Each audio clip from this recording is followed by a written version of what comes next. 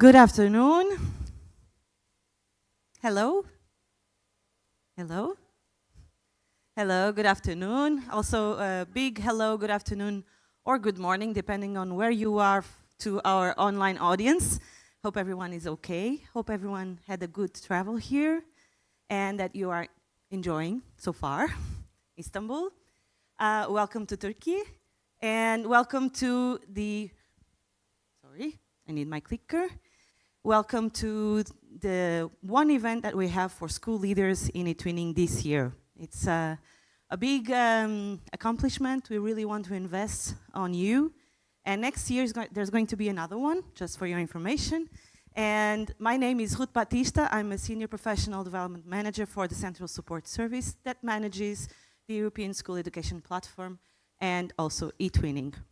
So for today, with no further ado, we'll start with our program. We have a full agenda for the next 3 days, and we will guide you through each day. Don't worry, we will guide you through every element, every detail. So for our opening, actually, we have the pleasure to have a welcome speech from Ulrike Storost, the Deputy Head of Unit of the Schools and Multilingualism Unit within the Directorate General for Education, Youth, Sport and Culture. And I invite you to listen to her speech. Good afternoon. My name is Ulrike Storost. My name is Ulrike Storost, and on behalf of the European Commission, I welcome you to the 2025 eTwinning Conference for School Leaders. This year, as eTwinning turns, we have a lot to be proud of. We have a lot to be proud of. More than 300,000 schools in 46 countries have collaborated through eTwinning. And this means more than 3 million pupils that have taken part in projects. These achievements would not have been possible without you. I mean our school leaders. You're central to the success of eTwinning. You support your teachers and students in their projects. That they have the time and the resources they need in a very busy school day. You create a school culture where innovation and collaboration can thrive. This gives teachers the confidence to try out new ideas and connect with their peers across Europe and even beyond. And by embedding international collaboration in your school's vision, you make eTwinning a shared experience for the whole school, not just an initiative for a few teachers and students. For all of this, a very warm thank you. Over the next 2 days, you'll be exploring the topic of basic skills. Earlier this year, the European Commission adopted an action plan on basic skills, and that's part of our vision for a union of skills. The goal is to strengthen 5 essential competences for life: literacy, mathematics, science, digital, and citizenship skills.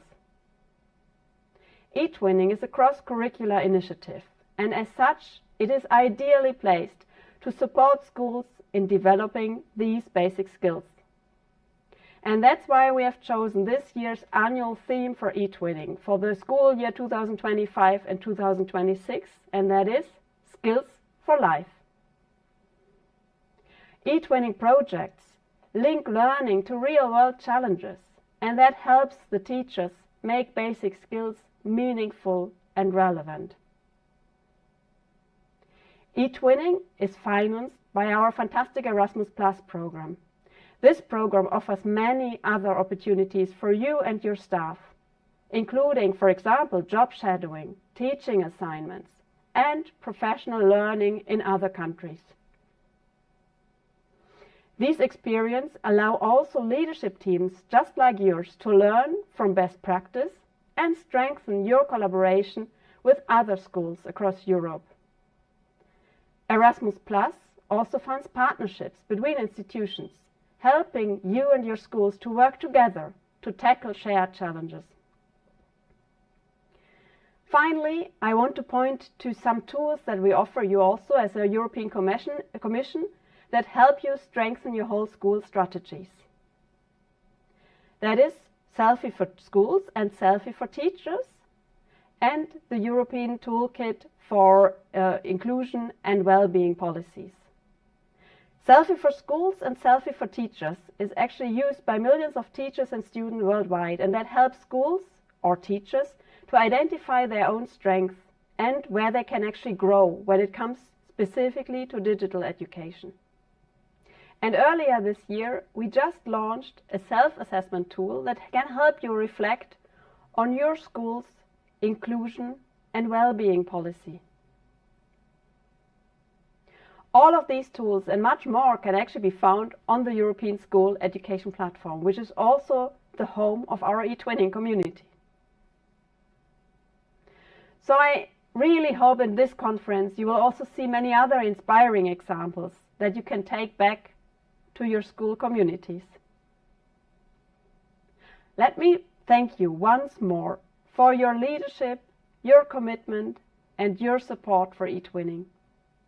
I would also like to thank in particular the Turkish National Support Organization for their invaluable help in organizing this conference. I wish you a great event and enjoy the discussions ahead. Thank you very much.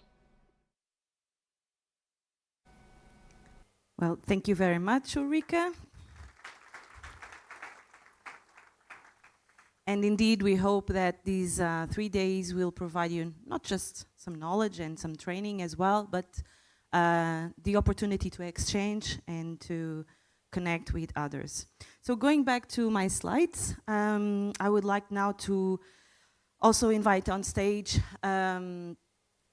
our partners for this event. Indeed, the Turkish National Support Organization supported us throughout the whole planning, and it took us quite a few months to prepare everything, but it was indeed an invaluable help that they provided us. And with us today we also have Sumaya Eral, the head of Digital Skills Department from the Directorate General for Innovation and Educational Technologies, representing also the National Support Organization. So thank you for joining us and for addressing us some welcome words.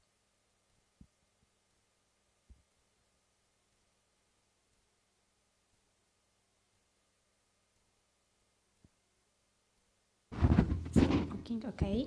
Good afternoon, everyone. It is a real pleasure to welcome you all here in Istanbul. Welcome to Istanbul and welcome to Turkey. Welcome to this amazing workshop. Before I start, I would like to thank you, eTwinning, CSS, and all the colleagues supporting this organization. It is a real pleasure to all you having here. What a wonderful picture of collaboration and shared purpose. We are all here because we believe in one simple but powerful idea: education can shape the future. We all know that we are living through a time of incredible change. Technology, artificial intelligence, and global connections are transforming how we live, how we work, and how we learn. Our classrooms are no longer limited by walls, and our students are no longer limited by where we live. As school leaders and also as the policy leaders, we carry very, very important responsibility to prepare our learners for a world that is constantly evolving, to help them develop the skills they need, not only to survive, but also to survive is the main point. You know that this is the basic skills. The topic is basic skills and foundational, and the basic skills like reading, writing, communications will always matter. They are out of the box, but they are the heart of the learning. But in today's world, digital skills have become just as the essential. Digital literacy is more than knowing how to use technology. It is about how to think, how to question, how to create, and how to connect. It is about giving our students the confidence to explore, to innovate, and to become active citizens in a digital society. That is exactly what makes eTwinning so inspiring for developing critical skills, basic skills, as well as the digital skills. It brings together schools and teachers across Europe, building a real community of practice. Through eTwinning, we share ideas, we share our culture, and we share our experiences in an online platform, theoretically, but it is not the reality. We learn from one another, and in doing so, we make learning more meaningful for our students. To prepare our students for the future, we need to invest not only in technology, but in people, in passionate teachers, in visionary leaders, and in curious learners. This workshop will give us a chance to exchange ideas, challenges our assumptions, discover new ways to bring digital learning to life. Because digital transformation is not really about the tools we use, it is about the mindset we bring. It is about being open, adaptable, and human-focused in everything we do. Today, as we come together from many different cultures and countries, we are united by one shared mission: to make education more inclusive, more innovative, and more impactful for all. Together, we can make sure that every learner in every school and every country develops the skills, values, and confidence to build a better world together. Thank you very much for your leadership, for your energy, and your belief in the power of education. Welcome to Istanbul, welcome to this workshop, and to the journey we are building together. It is a pleasure to all have you here. Okay, thank you. Thank you once more. Thank you so much. And just to explain you briefly our program, today we will remain here in this room for some keynote speeches and also for our networking moment, which is a very important moment for us. We always like to really invest on that moment so you can get the chance to get to know each other. We are over 40 countries here. I know it might seem actually a small room, but we are here over 40 countries. 102 or 3 participants, and I think it's a unique opportunity for you to get to know other colleagues and learn from each other.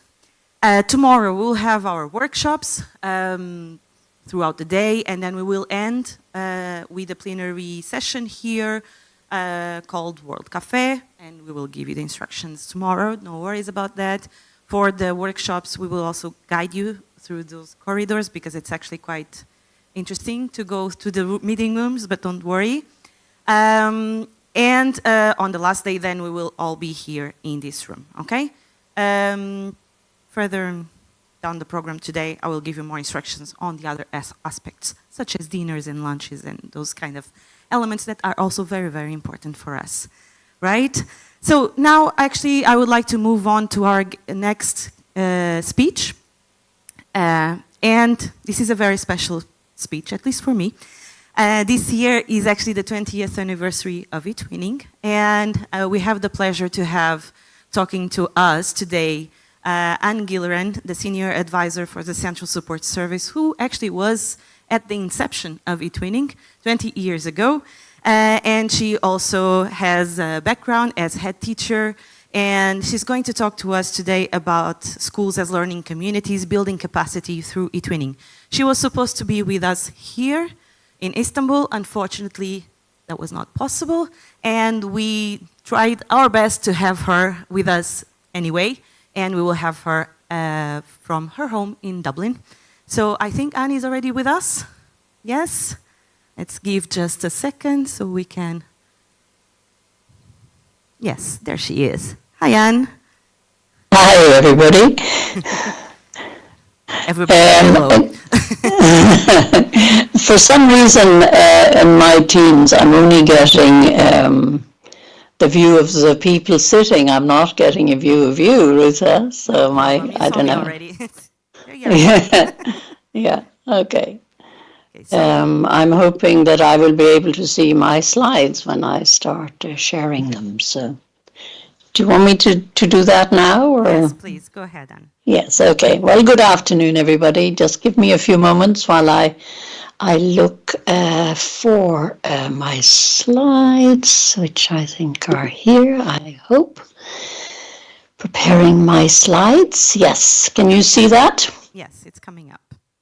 Okay, now I can't see the changes, so if I'm going too fast, because I have some animations in my slides, will you let me know if I'm going ahead of my slides, if you know what I mean? Yes, of course. Because I can't see them. Okay, okay. Well, it's a great pleasure to be here. I'm so sorry I can't be there in person. It's just one of those things. It wasn't possible. But it is a great pleasure to be with you. And I miss being in Istanbul, which is such a beautiful city. and such a wonderful place to be. And today I'm going to talk to you about something you may already know, and you may have heard a lot of these ideas before.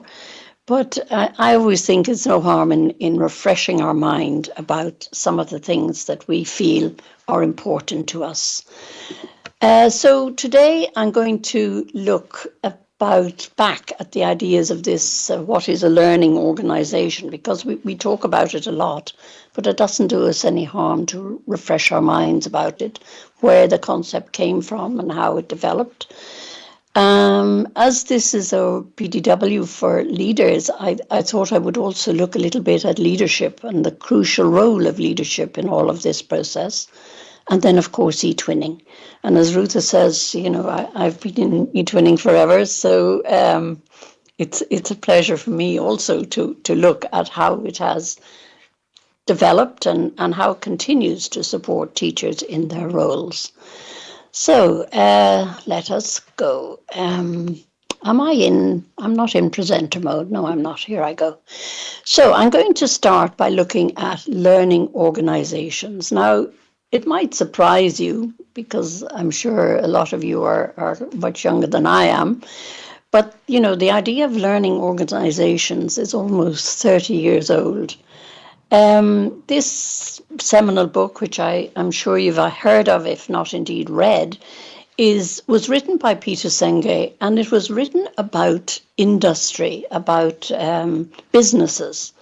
And it was a whole new concept of how businesses could reorganize themselves into a more efficient, more dynamic organizations. And it continues to influence, this book continues to influence the way we think about organizational thinking even today. And it took about, I suppose, some 26 years before it began to filter into the thinking of how schools might be organized. And the first working paper where it mentioned schools, the learning organization in the context of a school, was published by the OECD in 2016. And it's worth looking here at what they said made up the kind of concepts, what parts made up the schools as a learning organization. So the very first one there, you can see on your screen, was this developing a shared vision and centering on the learning of all students. Now, a lot of this may seem obvious to us today, but it certainly was not obvious at the time. This creating continuous learning support and opportunities for all staff. Excuse me.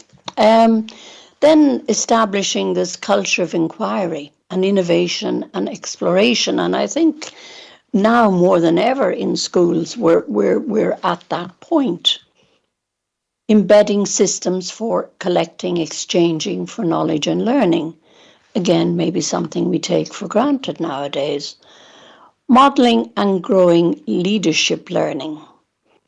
And I'll talk a little bit more about that when I come to talk about leadership. Learning with and from external environment, enlarging learning systems. So, this was where this concept of breaking down the classroom walls came in, because in 2016, teaching was very still much in a classroom with not much context outside the classroom. I'm hoping that it's not like that anymore, that the world is coming more and more into the classroom, particularly to initiatives like eTwinning. And then the whole concept of promoting team learning, collaboration among staff.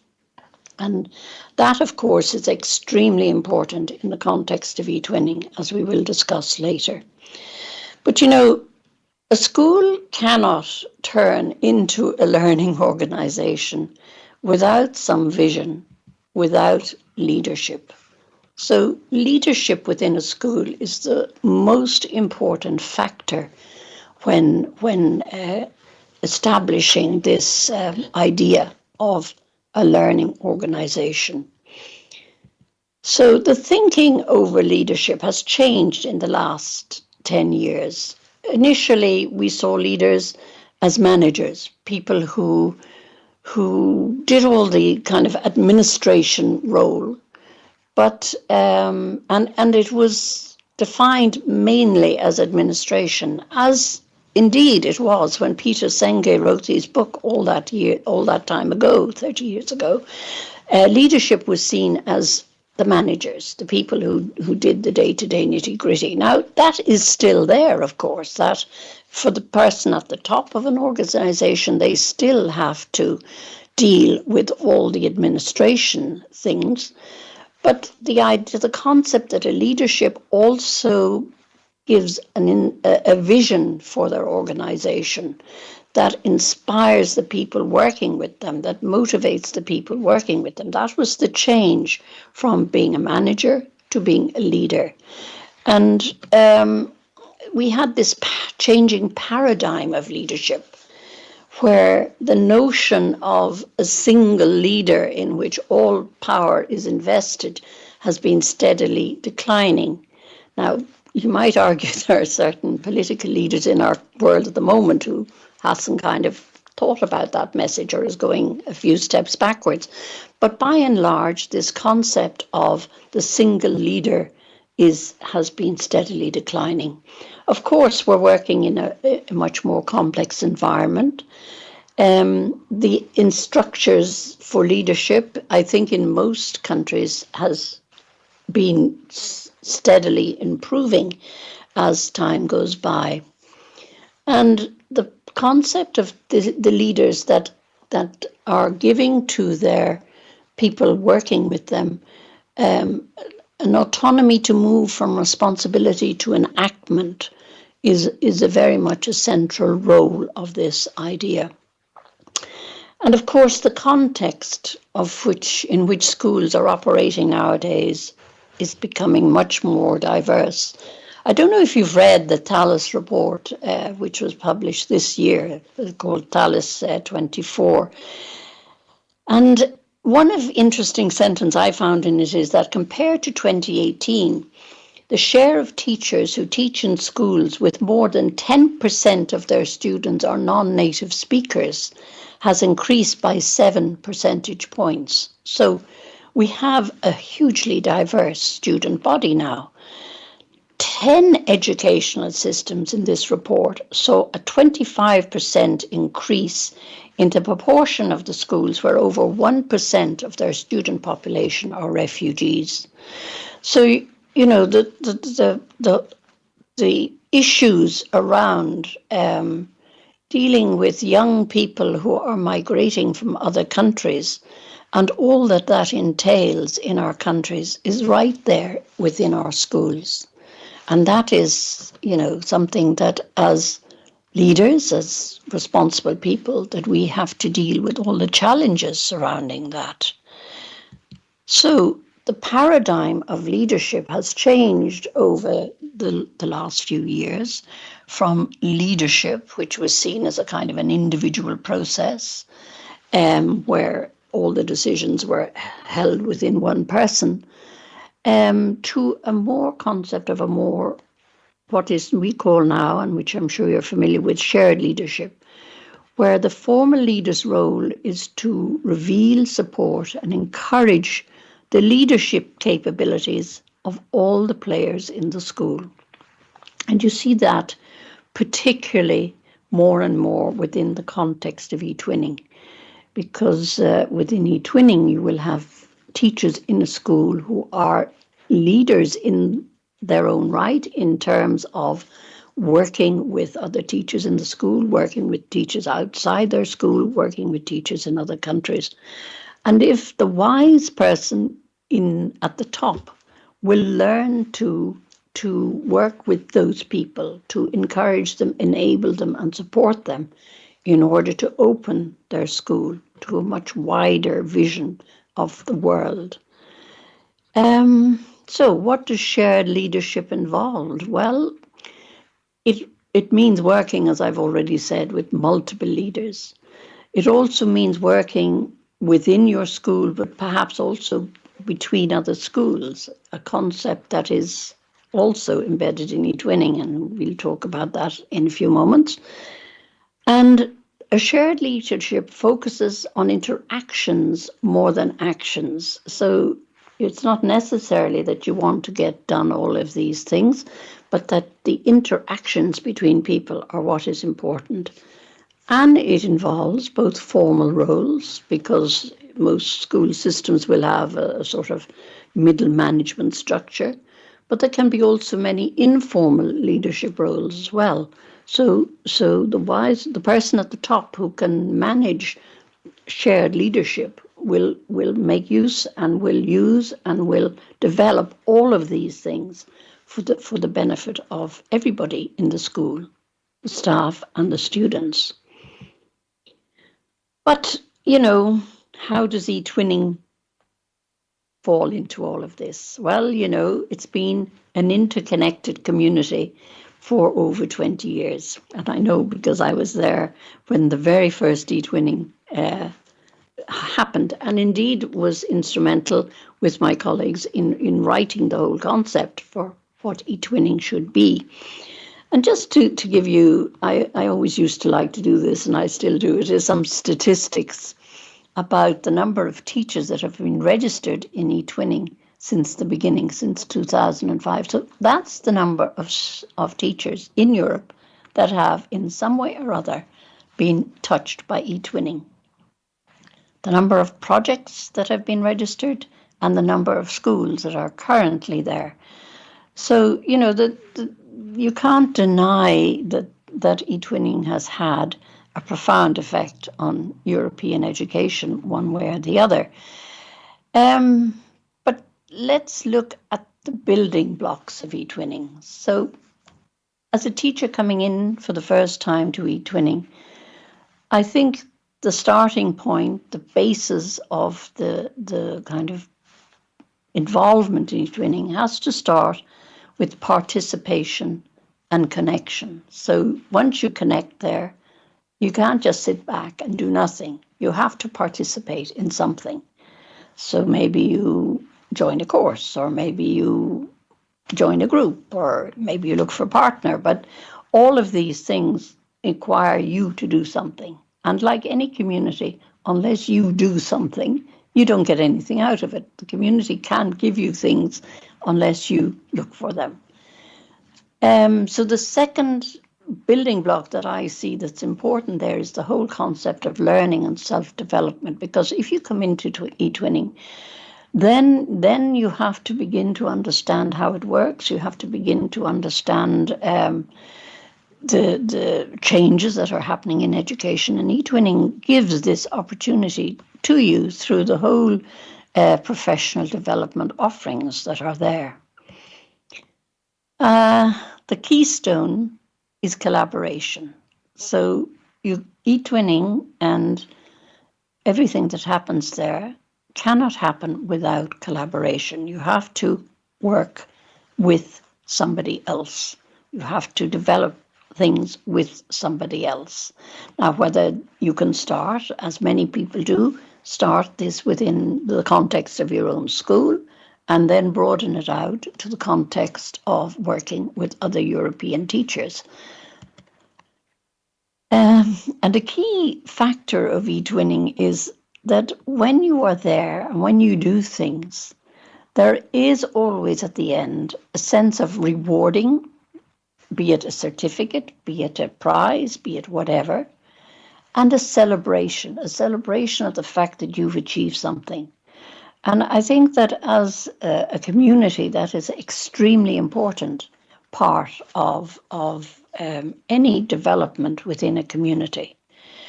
But let us try and link this back to those concepts that the OECD wrote about in 2016 and see how they would link to eTwinning, promoting team learning and collaboration among all staff.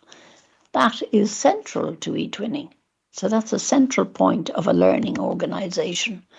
Creating and supporting the continuous learning opportunities for all staff. That is there on the whole ESEP platform, and within eTwinning itself, there are lots of opportunities to support learning. And indeed, the leader of the school, the distributed leader, be it the school head or the eTwinning responsible person, will ensure that all their teachers know about the opportunities that are there for them.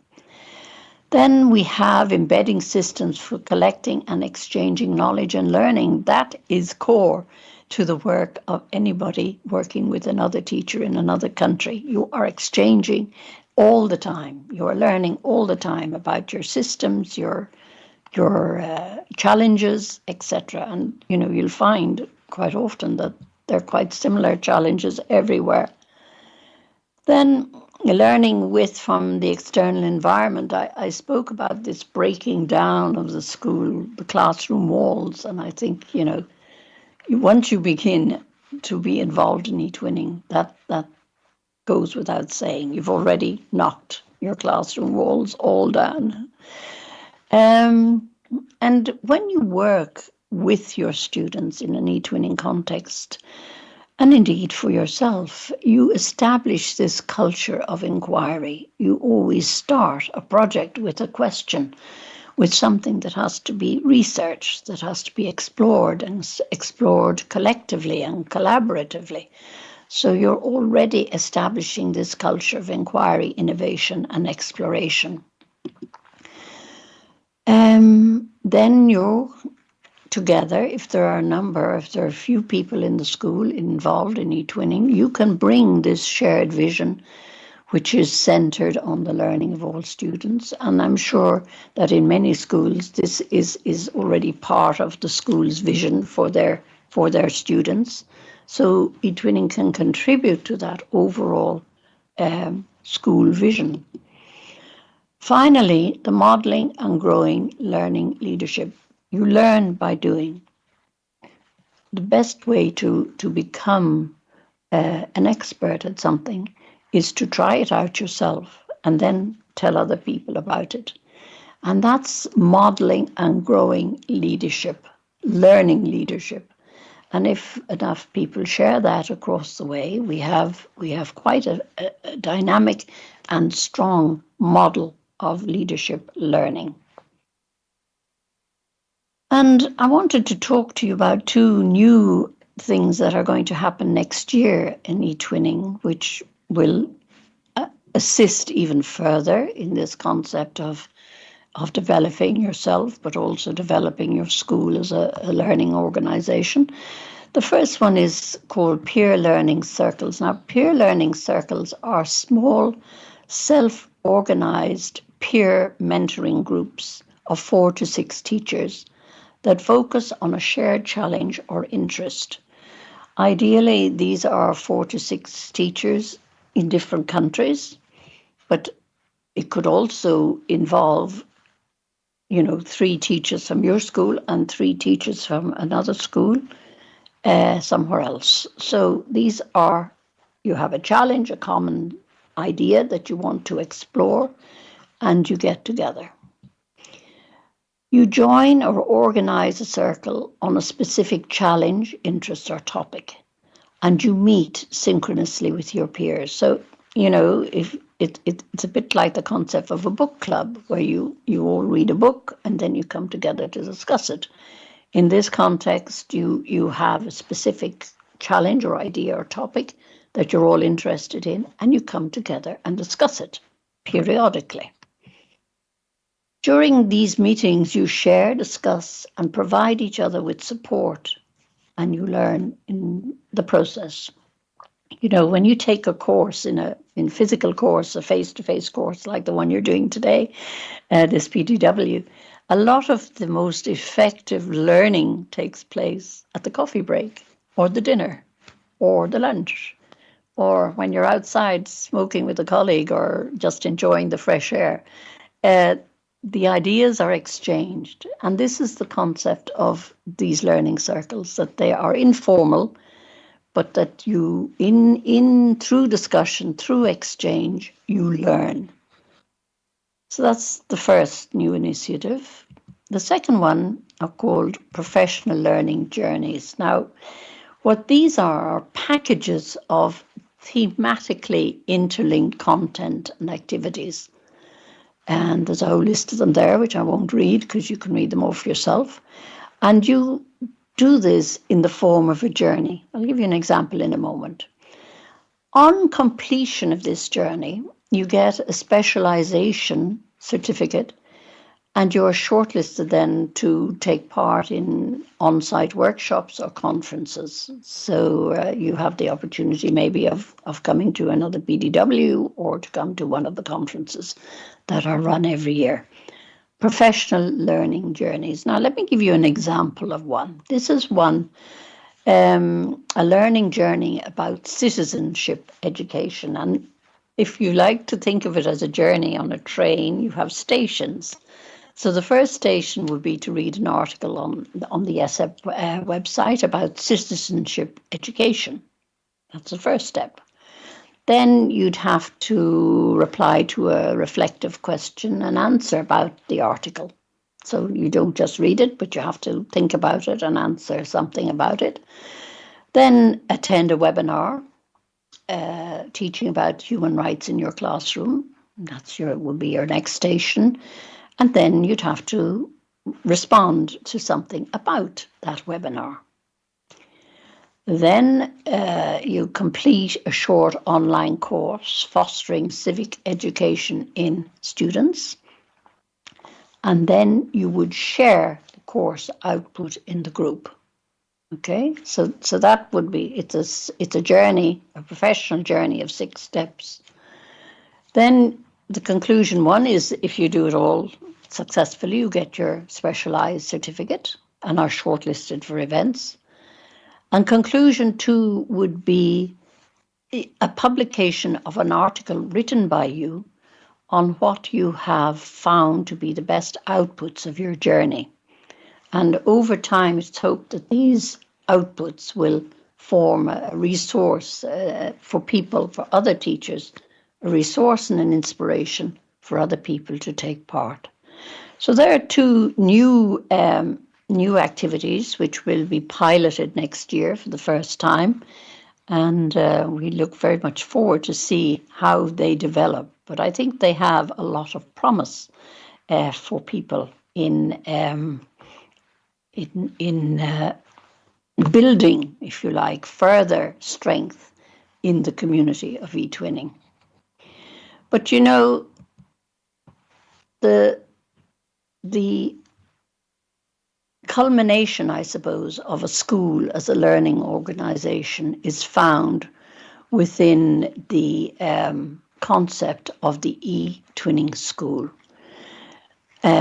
These are the 5 elements of the mission, the school mission. And I can't ask you the question to see how many of you are involved in eTwinning schools. Maybe you put up your hand and Rutha can tell me how many of you are already involved in eTwinning school.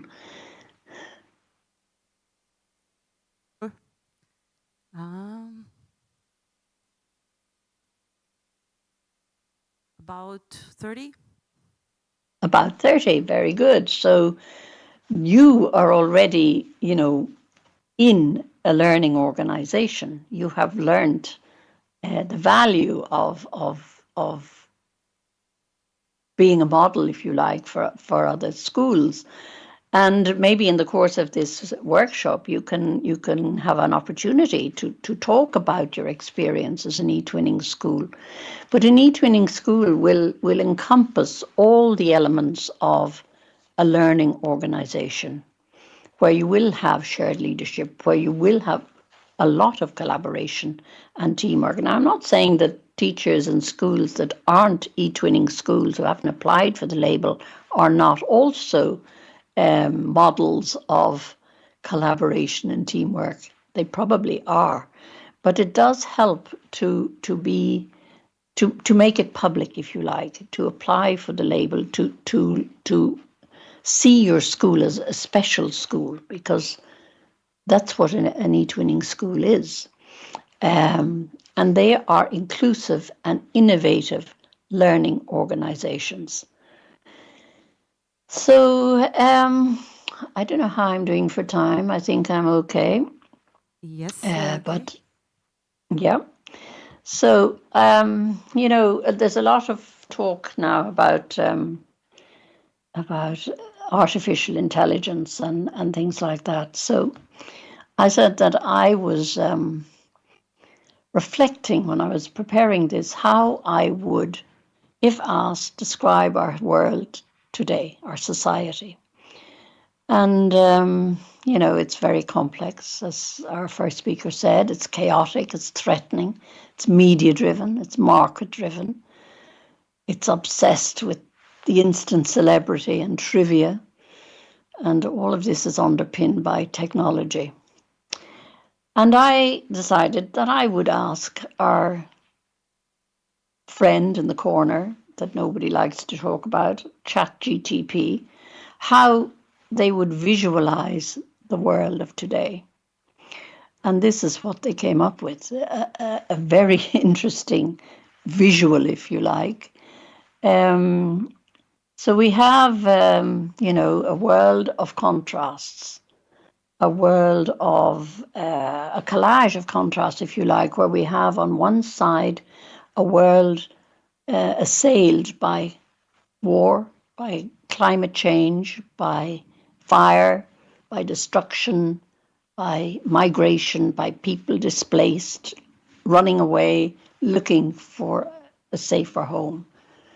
And on the other side, we have a world that's dominated by technology, if you like. We have people working in labs, trying to find solutions. We have climatic changes there also.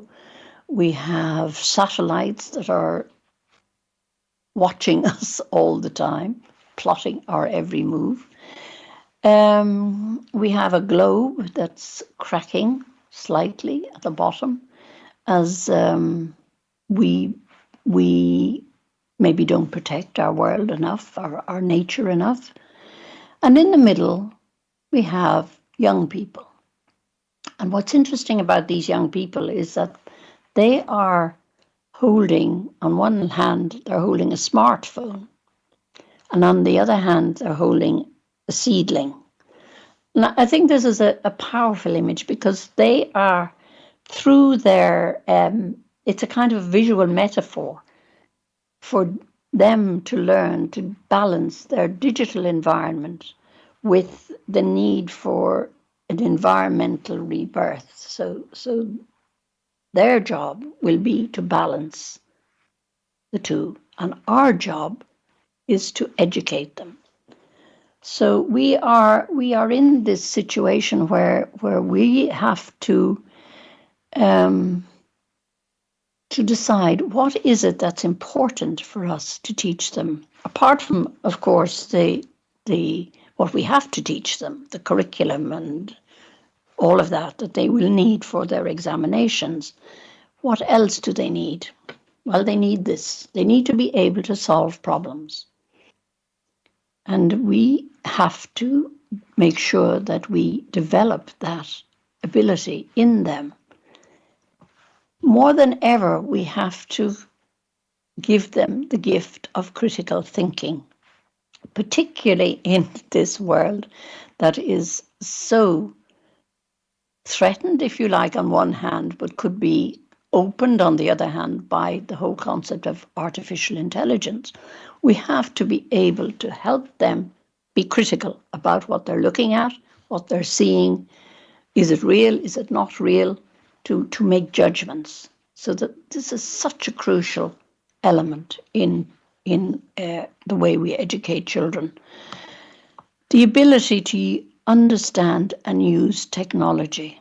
And of course, I know basic skills, the ability to read, the ability to understand numbers has to come at the bottom of all of this, because without that, you have to build on that in order to get to the next level, the next stage. And I think that we cannot underestimate how much it is important for us, not only to do this for ourselves, but be able to develop it in young people as well. They have to know how to communicate, how to be flexible in a world that's becoming increasingly rigid, increasingly polarized in one direction or another.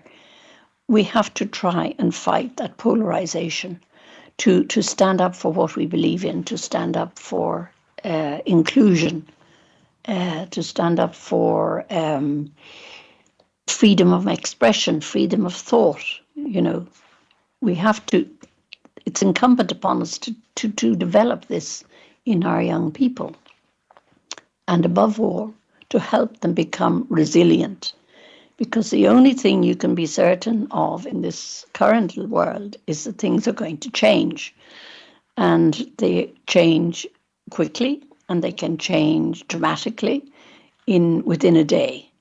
And children need to learn that change is not the end of the world. Change is something that they can live through, that they can go through and come out on the other side, that it's not something to be afraid of.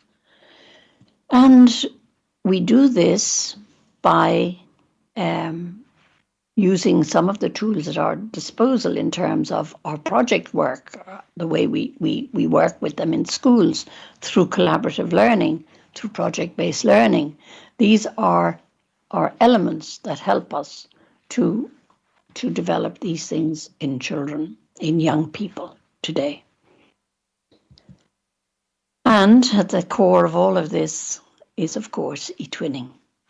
eTwinning can help us do these things. Now, I'm not, I'm an advocate of eTwinning. Of course I am. I've been involved in it for a long time. I'm not saying that it's the answer to everything. Of course it's not. There is no one answer to all of these challenges and problems that we face, but it certainly is a help. It certainly sets you maybe in the right direction for doing some of these things. And it has a lot of resources and tools and things to help people go in this direction, if that's the way they want to go. I come back to Thales. This report of Thales, The State of Teaching, which was published earlier this year. And this is a quote from it. It shows that successful teaching is the product of successful collaboration. So again, we have that word, collaboration, that underpins everything. Teachers deserve a work environment that encourages values of change, innovation, and cooperation. Now, they deserve that. Do they get it? They deserve it in terms of the leadership that's provided within the school, but also in terms of the support that's given by the administration, the National Educational Administration Services. We expect them to prepare children for the future and not for a past that we have already lived. So our educational system has to be always forward-looking, keeping in mind the basic things that everybody needs to know. But it has to be forward-looking. To do so, we should support them with resources and the autonomy to deliver on this promise. Do teachers feel autonomous in their work? There will, of course, be certain autonomy they won't have. There will be a laid-out curriculum, but they should have autonomy in the way maybe they deliver that curriculum. And they should have autonomy in the way, if they're involved in project work, that the way they run the project, they should have a certain sense of autonomy in that. It is the teacher's responsibility, this status report says, to adapt, learn, and improve. I would argue that it's all our responsibilities to adapt, learn, and improve. But we also need to teach our students how to adapt, learn, and improve. So it permeates the whole organization. And the last sentence says it's our responsibility to make sure they can. And I would say that our in that sentence includes the leadership in the school, but also the national administration setups in various countries. But I believe this. I believe that together, because I think in this world that we're in at the moment, we cannot do things by ourselves. It's just too huge, and there are so many forces that are really beyond our control a lot of the time, that we can only control what's within our ambit, within our orbit. And if we can control that, then we can slowly perhaps permeate outwards. I've always used the metaphor of throwing a stone in a pond. You throw a stone in a pond, you never know where the ripples end up. Okay? So together, I believe that we can continue to build this dynamic and educational network that we call eTwinning. Working on making the future a reality at systemic level within our school. Now, if we can do that within our school, maybe that will influence another school. Maybe it will influence a local authority. Maybe it will influence a national advisor who's advising on the next program within a country. So, you never underestimate your influence as an individual. Okay? Alvin Toffler, I'm sure you know, he wrote a book called Future Shock many, many years ago. He said that the illiterate of the 21st century will not be those who cannot read and write, because our aim is to make everybody able to read and write. But those who cannot learn, unlearn and relearn. And that's our task. We have to learn, unlearn and relearn. We have to use eTwinning to do that, as a means to do that. And the fact that you're all here, that you're all have come to this PDW, makes me believe that you are committed to this idea. And I'm going to leave it there. So thank you very much for your attention. And I hope you found it relevant to your work in this next 3 days. And I wish you a very good workshop. Thank you so much, Anne. Before we say goodbye to Anne, I would like just to clarify that PDW means Professional Development Workshop, for the ones that are not so familiar with this acronym. Sorry. Sorry. Okay, no problem at all, because now we just call them eTwinning workshops. Before they were called Professional Development Workshops. Okay. I think we have time for at least 1 or 2 questions, if that's okay with you, Anne. Yes. Of course, yes. So my colleague Alexandra has the microphone. I don't know if there's any question for Anne. Any question from the audience? Otherwise, we had a question in the online chat that we can maybe bring up. Yes. And Anne, I would like us to go back to the concept of shared leadership that you shared earlier. Could you please clarify and describe a bit more, what does shared leadership mean in practice? How does this look in the everyday school life? For example, how do teachers work together? How do leaders collaborate with the teachers? And of course, how decisions are being made, and how can eTwinning help with shared leadership? Yeah, I think, if to give an example, if you have a school where you have 3 or 4 teachers involved, say in eTwinning, and first of all, they have to work with the person who's their school principal. So if the school principal has to be open to the idea that, eTwinning is beneficial for the school, and they will give space to these teachers to work together to develop maybe a program for eTwinning, and how eTwinning can fit into the curriculum of the school. how they perhaps can do thematic work with various teachers using, say, art and history and science and mathematics and literature on a thematic basis, and how this could work within the school, but also with maybe a partner in another country. So the shared leadership in this context means that the school leader, the school is aware of what their teachers are doing, but also allows them the space to do it, supports them, for instance, if they want to hold a parent information day on the theme, help them to give them the space and assistance to organize, say, a parents' afternoon or evening or a presentation for parents. It has to involve meeting and talking to other people. It can't be, you can't dictate it. You can't tell people to do it. Shared leadership is something that has to be learned. And often, teachers might be interested in something, don't see themselves as leaders. So they have to be encouraged to take on a role that will allow them to even to talk about what they do, how they do it, and share that with other colleagues. Does that give you an idea of how you do it?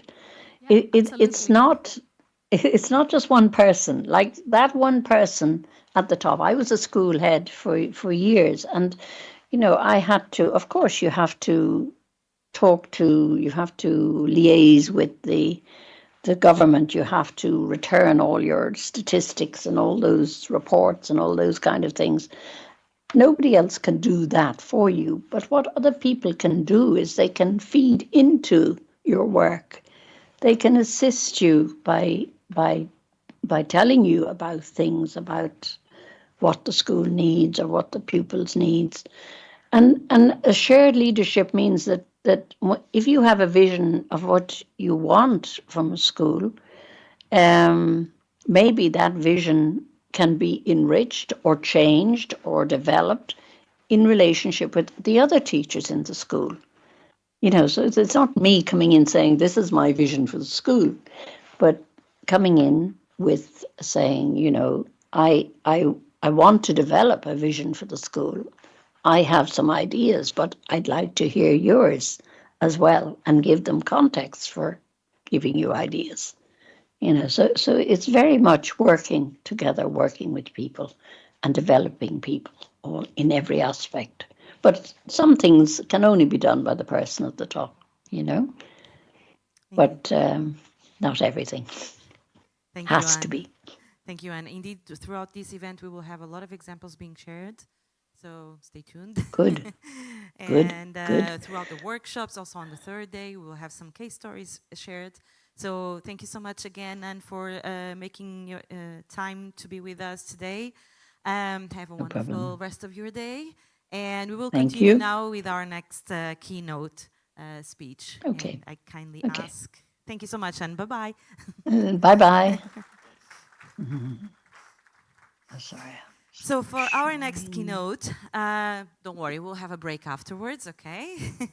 For our next keynote, we will have a local, İnanç Ayar, founder of Learn Everyday and Intellectual Infrastructure, and he will talk to us about the other aspect of our event. So we talked about leadership because the goal of this event is to reflect on how we can shape stronger schools, but it's also to reflect on the role of basic skills.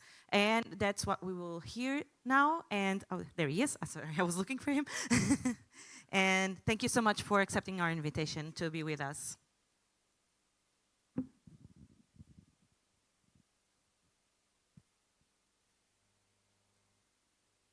Welcome to Istanbul.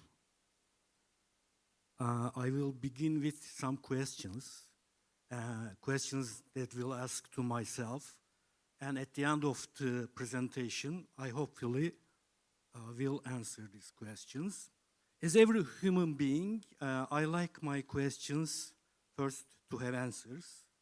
And second of all, to be able to reach these answers. Then I am very happy. The first disappointment for me was in the area of mathematics. Because as a naive thinker, that as every mathematician, I was thinking that in my student years, if you have a mathematical problem, you could solve it, right? If you don't solve, or if you can't solve, that's your lack of skill, maybe. That was my naive thinking up to the point that I found Kurt Gödel. As you know, he said in 1930s that in every axiomatic systems, there are such statements that you cannot decide if they are true or wrong. In mathematics, very big disappointment. After that, all the study of mathematics changed the course because naively, Principia Mathematica project with Bertrand Russell, they were trying to write every axiom about mathematics, and they were trying to have a guide about mathematics, and that collapsed. So each question for us as human beings doesn't have answers. And the more disappointing one is that they might be true, but cannot be reached by myself. They can be undecidable. What are my questions? The first question is learning good? Should I be learning? Thus, is teaching good? Should I be teaching? Is lifelong learning good? Should I be learning up to the point that I die, up to the moment that I die? Or should I be teaching for lifelong? Is thinking good? Is speech good? Should I be teaching speaking well? Or is writing good? Should I be teaching writing well? At the end of the presentation, I will not give answers as you might imagine, but I will tell my points about these questions. First, let's go back to Heraclitus. You cannot step twice into the same river. Everything is in constant flux. Why? Because the river is not the same from moment to moment. Even if the river is the same, you are not the same from moment to moment. That's a double problem. You cannot enter the same river. Parmenides, it is and it is not possible for it not to be. It is not and it is right that it not be. That's my thesis on PhD, my master thesis in philosophy about Parmenides. That also was shocking for me because Parmenides says that you cannot think about non-being. That path is closed. The moment you try to define non-being, you should say something like non-being is, and you have a problem just right there. Because it means that you predicate, your predication is a kind of being, so you attribute some kind of being to non-being, which is paradoxical. So Parmenides says that do not think about non-being. So why is this a problem? Because when I don't think about non-being, it means that I cannot think about change, transformation. Everything is closed. Tension is about constant flux, no knowledge, immutability, no change, no motion. Everything is stable. Aristotle enters the chat. That's my man. I like him very much because the first time in the history, he developed the idea of a kind of being. He said that, okay, Parmenides, you're right. We cannot even think about non-being. Absolute non-being is out of sight, out of thinking. But can we think about a kind of being which is in a way a being, and in a way it is not a being. For example, a wooden block. This is, in Aristotle's terms, in actual, it is a wooden block. But for Aristotle, it is potentially, can be lots of things. For example, it could be a spoon, a table, or chair. So let's try to see the chair here. Is chair a being at the moment? No. Is it a non-being? No. What is it? For Aristotle, it is a potential being. So that opens up a new kind of research into the beings. As educators and as teachers, that's our main area. For example, for someone who is not have a leadership skill, when you ask about their classroom, for example, a teacher, when you ask a teacher, how is it going, your class this year? If he or she is someone who has not understood the potentiality of being, he or she might say that they are not interested in mathematics, they are unmotivated, the parents are not interested in their well-being, etc., etc. But as we know, this is only the actuality. So, as a leader, when I see the actual things, I might see something that is hidden, a non-being, a potential being. So what do I do? Let's go back to wooden block. For example, I'm pointing out this and asking everyone that, what do you see? And they tell me that, I see a wooden block, of course. But I see that, yeah, that's a wooden block, but I see a spoon there, wooden spoon. After seeing wooden spoon, what should I do? I should act. And only by action that a potential being is coming alive to the actual world, and it is becoming an actual being.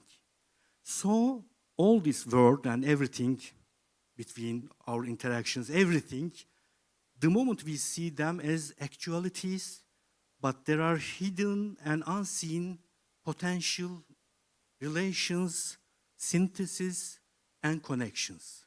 So if you have a good imagination and a good vision, everyone can see the actuality, but you can see something else, a non-being, a potential being, and you can act on it and develop a vision. Suitcase on wheels. Do you know when we invented this? We know that wheels we have for thousands of years. I like this slide. I designed this. I put the man on the moon myself. Is this which one is first? Wheeled suitcase or putting the man on the moon? What do you say? Putting man on the moon is before first, yeah. In 1980s, only we had trolleys. Now at the moment, you cannot think a word about, without this one, right? But we had for 1,000 years wheels. We had for hundreds of years suitcases. Where was trolley? It was, in Aristotelian terms, it was a non-being, a potential being. And it was expecting someone to imagine or to connect two interconnected, non-connected things together, just as wooden block. Someone should imagine this thing and then act on it, and then you have the actual thing. In Aristotelian terms, our world have infinite amount of potential beings that are not come together, or that are not thought about, or that are not thought about and act on it. So this is a very interesting point of view, I think, for us.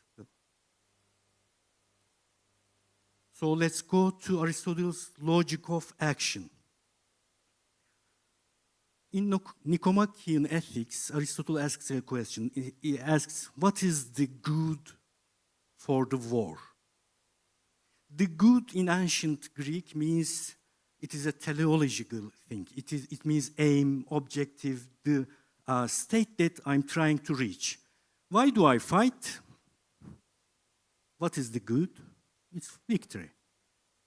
After deciding on the state that I'm trying to reach, in Aristotelian terms, what do? I should connect every action to this good. For example, if I'm producing a military boot, it is not important that it is fashionably good, or it is not important that it is cheap. What is important? It should carry me to the victory. It should be relaxable. It should, for example, when you cross a river, it should not get wet. I produce the boot logically connecting to the idea of the good. For example, a bootlace, if you think logically, you can find the way that you should design your bootlace also, in Aristotelian terms. So after determining the good, this is the present moment, this is future, I'm here.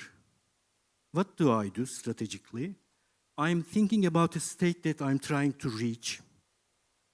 Then I'm finding things to act on, aligned with my aim, and I reach the victory. If there are things that are not connected, there are some actions, some resources that are not connected to the victory or to the good, it's wrong. It should not be done. This logic is everywhere. For example, curriculum design. What does it mean to design a curriculum? You should define the graduate student. After that, every interaction, every action, even what color is your school's walls is going to be determined by your the good and the victory and alignment. What does it mean to have a good citizen? First, you define the citizen, the good. Then every department, every school, every state actor should align to each other and to the outcome. So you have this, the good. This kind of thinking is teleology. It comes from the Greek word telos, teleological. Yes, wonderful. But there's a problem. In my 40s, I saw this problem very late. Because just as everyone, I was thinking about that. I can imagine something from a perspective of, even for myself, I can imagine my future 10 years later self, right? And I can act on it. I can devise some strategical action plan. This is me in 10 years, the good, and the actions. Everything it should be perfect. But no, we have a problem. Because life and the beings and our universe is not such a deterministic interrelations. So in the present tense, you might think of it like there are computer games, resource management games. Maybe you played. There is a map, and it is closed. You are at this point. If you don't move, you cannot open the map. But you don't know what you are going to encounter in the map. If you don't move, you're okay. But you have nothing more. If you move, can you think a future state, teleological state that in the game, I'm thinking about in this game, such a state that I'm going to reach, in an Aristotelian logic of action manner, can you devise a, no, unknown. So how do I move?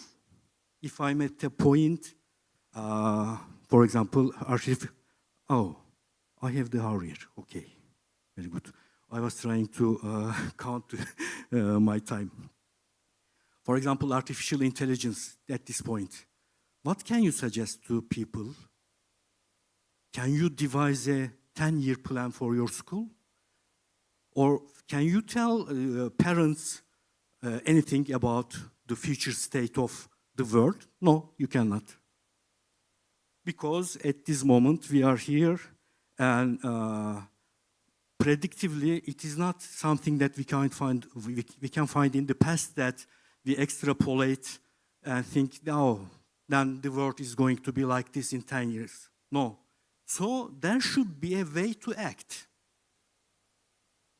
Yes, there's a way to act. I found the way to act in the entrepreneurship theory. Saraswati made a research.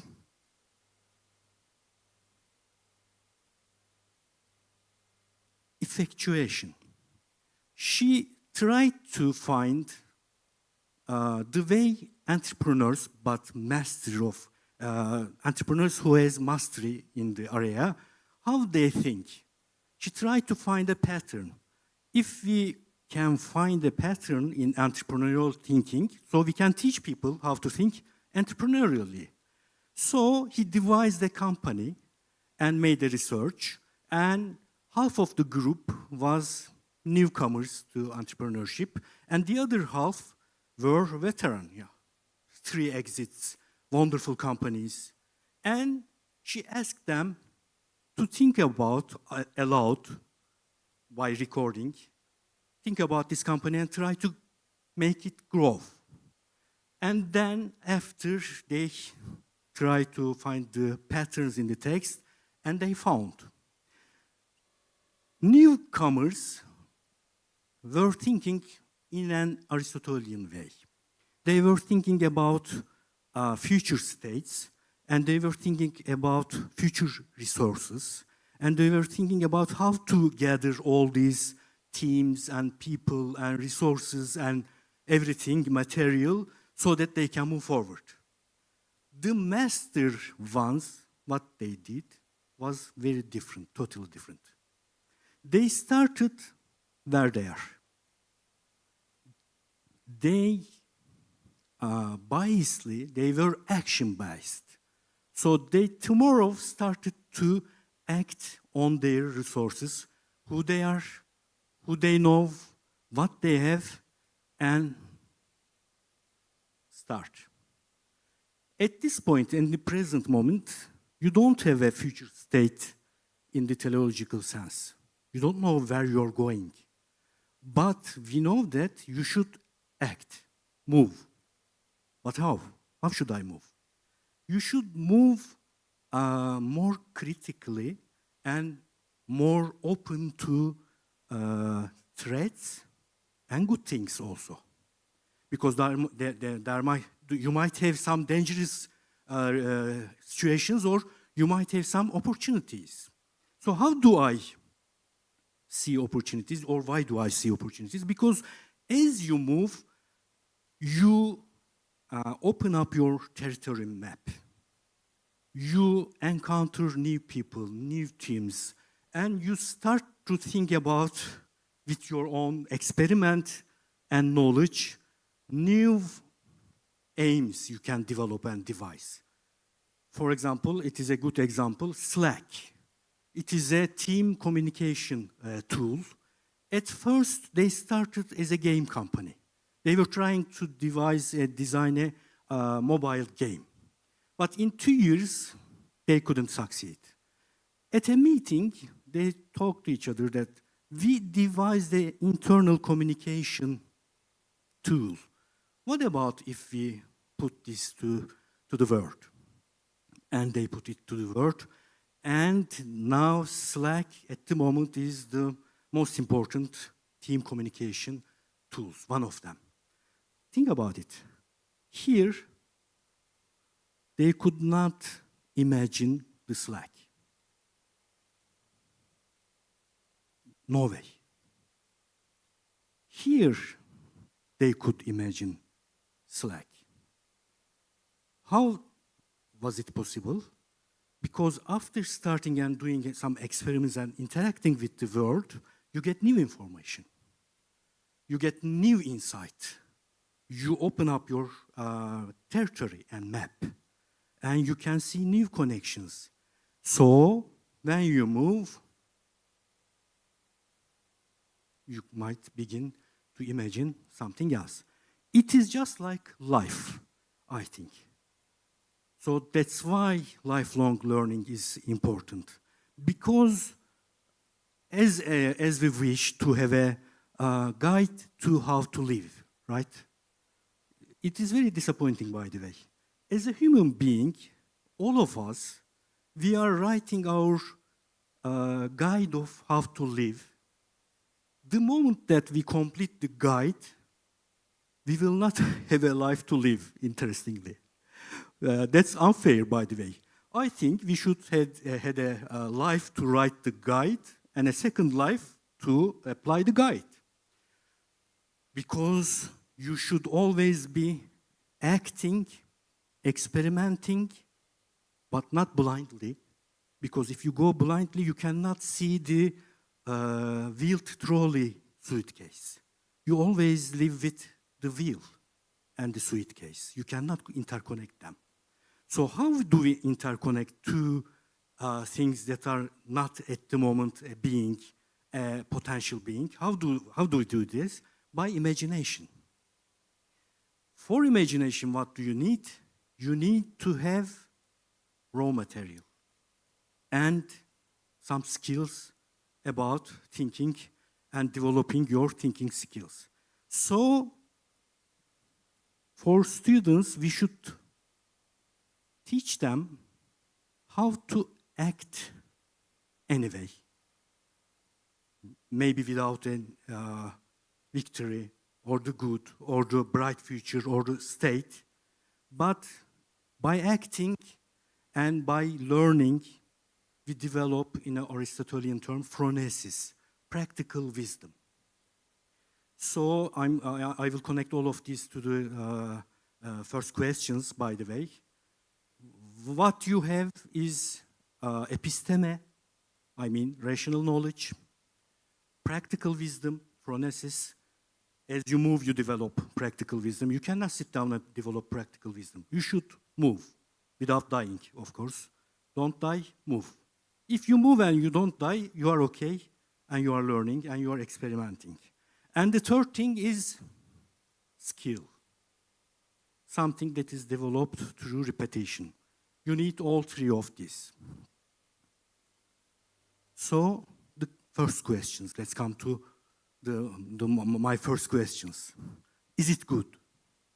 In Phaedrus, a dialogue from Plato, Egyptian god gives people the gift of writing.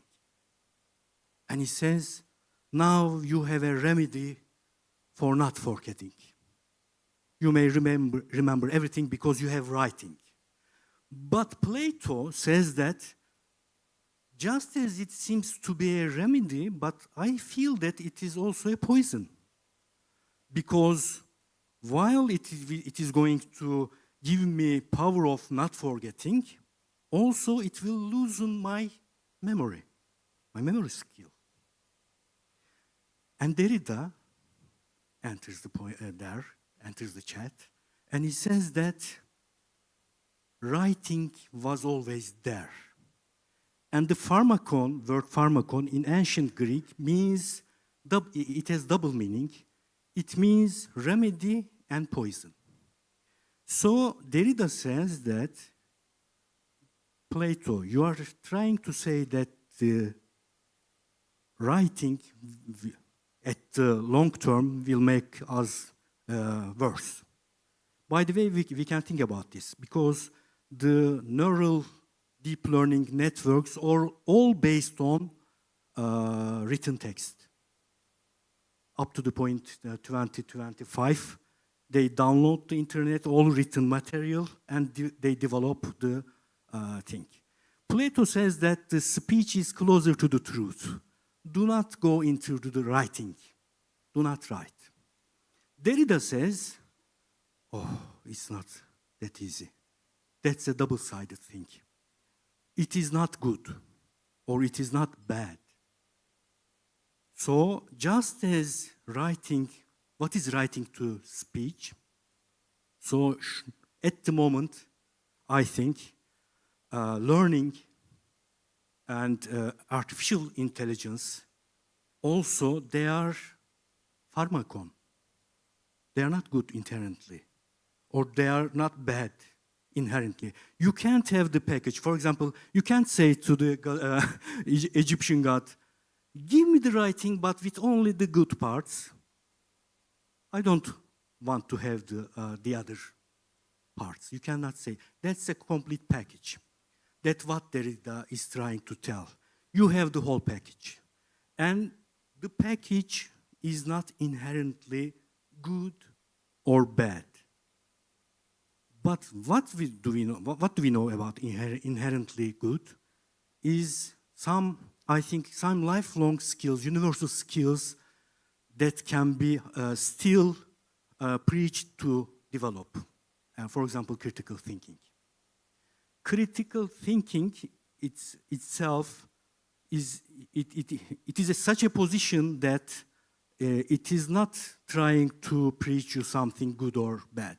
That's being in a constant position of in alert and in movement. So we will never have the answer to the question that artificial intelligence, is it good or is it bad? Because, as I said, it is a pharmacon. We should be living with. And how do we move then? At this moment, I think it is not a teleological, visionary, and imagination focused world. I think the moment in the history we are at the moment that we should be most critical in every step. There is no, I think, for teachers, educators like us, there is no comfort of saying, oh, artificial intelligence is good if you use it in a good way. You cannot tell that. Or bad. You cannot tell that either, because it is pharmacon. It is something that we should live with and observe closely and critically. So all the things that we are doing at this moment, we should transfer to students. We also should teach them to be alert, critical, in constant action, but watching for the dangers and opportunities. If you have questions, I have 1 minute, I think. Yes, indeed, you have 1 minute. I don't know if there are any questions. Yes, Alexandra, please, go ahead. Thank you. If there are no other questions from the audience, maybe, would you like to share one key message that you would like participants to take out of this keynote? Yes, we should move, but we should not be comfortable. We should move, but not as we move in a garden. It is not garden. It is like opening up a territory, unknown territory. We don't know the later parts. So we should be in alert, connected to each other, and critical. Excellent. Thank you. Thank you. Thank you very much. Thank you once more.